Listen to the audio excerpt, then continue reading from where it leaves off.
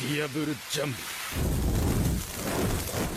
Moult et moult théories sur Monkey D. Dragon circulent à propos de ses pouvoirs. Logia du vent, acquis surdéveloppé, arme antique, aucune ne m'a jamais réellement convaincu. J'ai donc fait mes propres recherches en les basant sur des faits mythologiques, chose qu'Oda utilise régulièrement dans One Piece. Et je suis tombé sur une créature de la mythologie chinoise et japonaise collant parfaitement à Dragon, au pouvoir qu'il utilise et aux différents éléments cachés qui entourent le personnage. Cette créature provenant de Journey to the West, roman ayant inspiré Oda pour la création de Luffy, est le roi dragon de l'océan de l'Est, Aokuang. Dans cette vidéo, je vais faire tous les rapprochements possibles entre cette fameuse créature et Dragon, et je vais essayer de vous convaincre que ce dernier en possède son Zoan mythologique, et vous expliquer comment il peut agir sur le climat. Car oui, même s'il s'agit d'un dragon, celui-ci ne crache pas de feu mais peut contrôler le climat. Tout d'abord, pour les personnes réticentes au sujet d'un tel Zoan dans One Piece, dites-vous bien que les Zoans de Marco et Sengoku sont exactement du même calibre que celui du Zoan mythologique d'Aokuang. Ils sont tous deux issus d'une mythologie spécifique et ont tous les deux des capacités extraordinaires pour un Zoan. Sengoku le Bouddha a une origine religieuse, le bouddhisme, tandis que Marco le Phénix, lui, tire son fruit de plusieurs légendes populaires,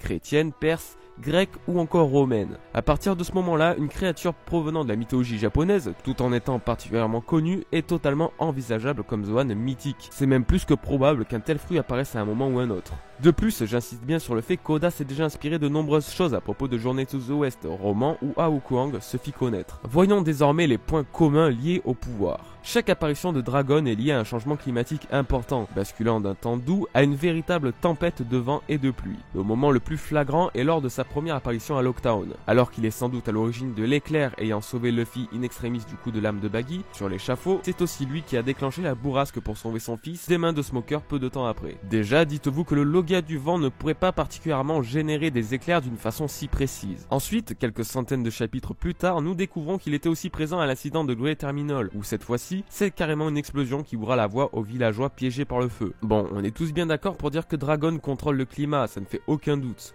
Maintenant, comparons ça au pouvoir du roi dragon Aokuang. Il régnait sur la mer de l'Est et était craint par tous. Tempêtes, inondations, catastrophes naturelles, ses capacités étaient toutes liées au climat. Il pouvait aussi bien être représenté sous forme draconique qu'humanoïde, ce qui fait un bon parallèle avec les Zoan. Mais les ressemblances ne s'arrêtent pas là, comme je le disais plus tôt, Aokuang régnait sur les mers de l'Est. Et nous avons appris durant le flashback de Sabo que Dragon est lui aussi originaire des mers d'East Blue. De plus, d'après Ivankov, il a l'habitude de se tourner vers l'Est lorsque le vent souffle, comme s'il était dicté par son instinct animal. Sans doute à cause de la présence de Luffy sur cette mer, mais c'est une référence de plus à Aokuang. L'Est, le vent, tout ça décrit parfaitement le dragon, sans parler de l'instinct animal que souligne Ivankov, comme si c'était un foreshadowing pour nous laisser supposer que Dragon n'est pas qu'un simple humain. En parlant de Sabo, lui-même laisse d'énormes indices qui confortent ma théorie, et tenez-vous, c'est du lourd. On sait tous qu'il a passé toute son adolescence à s'entraîner avec les révolutionnaires. Dragon l'a récupéré lorsqu'il s'est fait tirer dessus par un Tenryubito étant enfant. Et à Dressrosa, lorsque nous avons revu Sabo pour la première fois depuis son enfance, et donc après son entraînement intensif avec Dragon et les révolutionnaires, toutes ces techniques avaient un rapport avec les dragons. Nous avons Ryu no Kagizume qui signifie griffe du dragon, Ryosuken qui signifie point du dragon, et le meilleur pour la fin, celui qui confirme dans un certain sens ma théorie, Kahen Ryu qui veut dire flamme du roi dragon.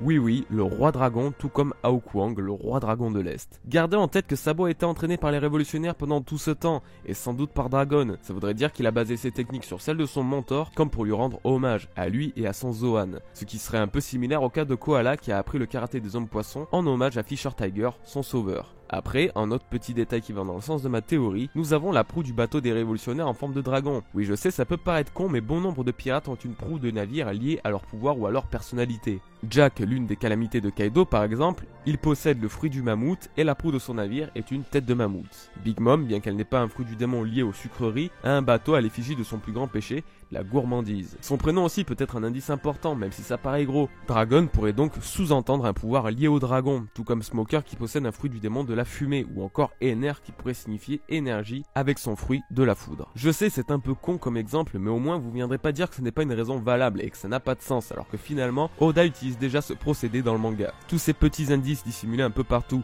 et cumulés sont loin d'être négligeables et ne doivent pas être pris à la légère. Mais du coup, admettons qu'il s'agisse réellement d'un Zoan mythologique. Comment celui-ci pourrait-il autant influer sur le climat? Comment un Zoan pourrait-il posséder des propriétés de Logia? Je vais vous répondre, l'éveil de fruits du démon est un acquis phénoménal. Je pense que l'éveil de certains Zoan, en particulier les mythologiques, peuvent obtenir des capacités retrouvables chez d'autres fruits du démon d'une autre catégorie. Dragon utiliserait son fruit du démon et son haki d'une façon encore jamais dévoilée dans One Piece, et ça expliquerait pourquoi son Zoan peut autant influer sur l'environnement. Souvenez-vous de Jack la sécheresse, commandant de Kaido, j'en parlais tout à l'heure. Il est dit que partout où il passe, la terre devient aride et s'assèche. Même s'il ne s'agit que d'un Zoan préhistorique, il est bien possible que l'éveil de son fruit du démon lui permette d'agir légèrement sur l'environnement. Si Dragon a bien un tel Zoan mythologique, qui serait d'ailleurs le plus puissant de la catégorie, cela expliquerait tous ces changements climatiques. Sans oublier que Dragon possède le haki des rois, ça a été révélé par Ivankov à Marineford lorsque Luffy a lui-même utilisé son haki des rois inconsciemment. Le haki des rois couplé au effet du Zoan d'Aokuang pourrait rendre les tempêtes encore plus violentes. Ça me fait d'ailleurs un peu penser à l'altercation entre Shanks et Barbe Blanche sur le Moby Dick. Leur puissance et leur haki des rois sans doute étaient telles que le ciel s'est fendu en deux. Bon alors tout ça c'est bien beau, mais certains vont sans doute tiquer à cause de Momonosuke, car oui, ce dernier possède lui aussi un Zoan du dragon.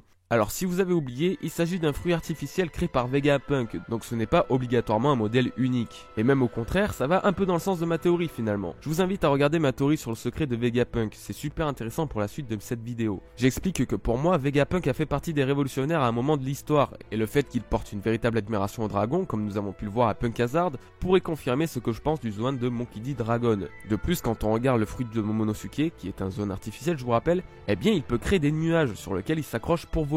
Preuve une fois de plus que les Zoans peuvent générer des changements climatiques ou influer sur l'environnement. Imaginez que Vegapunk ait pris Dragon comme modèle et a par la suite essayé de recréer son Zoan, ça me semble être totalement pertinent. Alors après ça marche dans l'autre sens, c'est-à-dire que si Vegapunk n'est pas du tout lié aux révolutionnaires d'une quelconque façon, eh bien il aurait pu vouloir recopier ce fruit du démon car il s'agirait du plus puissant Zoan du monde.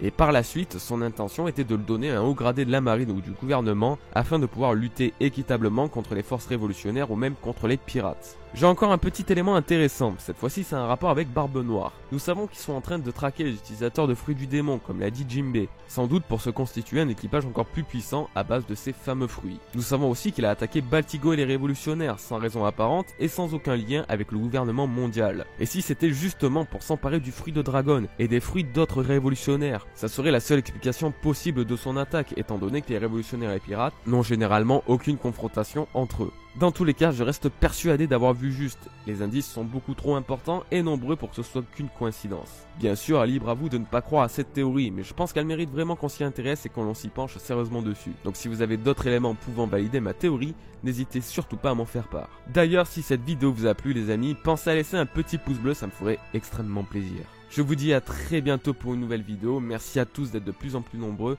peace à vous les amis, merci beaucoup.